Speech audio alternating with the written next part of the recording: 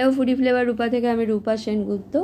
এখন বর্ষাকাল, আর বর্ষাকালে সবারই একটু তেলে ভাজা খেতে ইচ্ছা করে চায়ের সাথে সন্ধেবেলায়। আজ আমি একটা সহজ তেলে ভাজা করে দেখাচ্ছি, যদি ভালো লাগে অবশ্যই বাড়িতে বানিয়ে খেও। এখানে আমি 3 বাটি মুড়ি নিয়ে নিয়েছি, আর মুড়িগুলোকে জল দিয়ে রেখে দেবো। হাত দিয়ে এইভাবে একটুখানি মুড়িগুলোকে ডুবিয়ে নিচ্ছি, ঢাকা দিয়ে 10 মিনিট রেখে দেবো। 10 মিনিট হয়ে গেছে, এখন মুড়িগুলোকে জল থেকে চেপে চেপে তুলে নেব।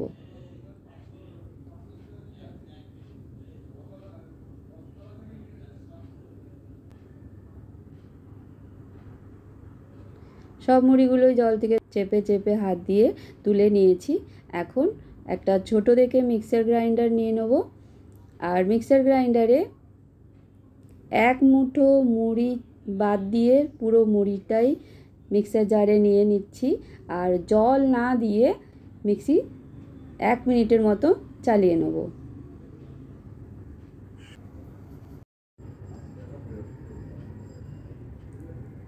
এইভাবেই দানা দানা গুঁড়ো হয়েছে। এখন মিক্সিং বলে নিয়ে নিলাম। এখানে একটা আলুর খোসা ছাড়িয়ে আলুটাকে গ্রেট করে ভালো করে ধুয়ে জল ঝরিয়ে নিয়েছি। একটা গোটা পেঁয়াজ ছোট ছোট টুকরো করে কেটে নিয়েছি, 2টো কাঁচা লঙ্কা, হাফ বাটি কেটে রাখা ধনে পাতা দিয়ে দিলাম, 1 ইঞ্চি আদা গ্রেট করে নিয়েছি, 1 বাটি মতো চালের গুঁড়ো দিয়ে দিলাম, হাফ বাটি দই,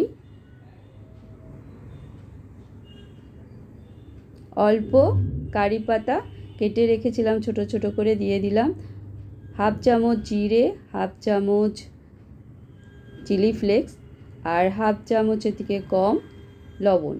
মুড়িতে লবণ থাকে, সেই জন্যে বুঝে দিতে হবে।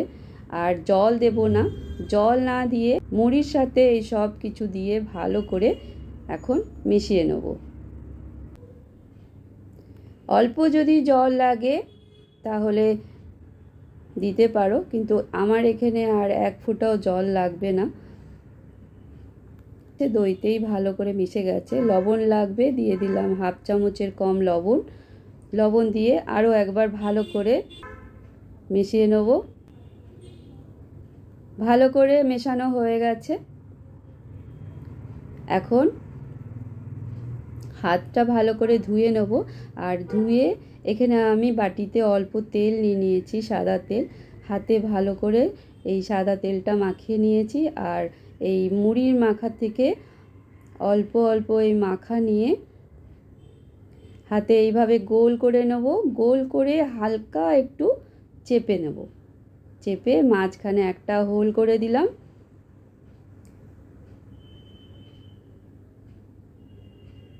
রেডি হয়ে গেল বড়া, আর এইভাবেই সব কটা বড়া রেডি করে নেব। সব কটা বড়া রেডি হয়ে গেছে। এখন ইন্ডাকশানে কড়া বসিয়ে দিয়েছিলাম, কড়া গরম হয়ে গেছিলো, কড়াই দিয়ে দিলাম অনেকটা সাদা তেল। তেল গরম হয়ে গেছে, একসাথে বেশ অনেকগুলো বড়া দিয়ে দেবো, আর দিয়ে লাল করে ভেজে নেব।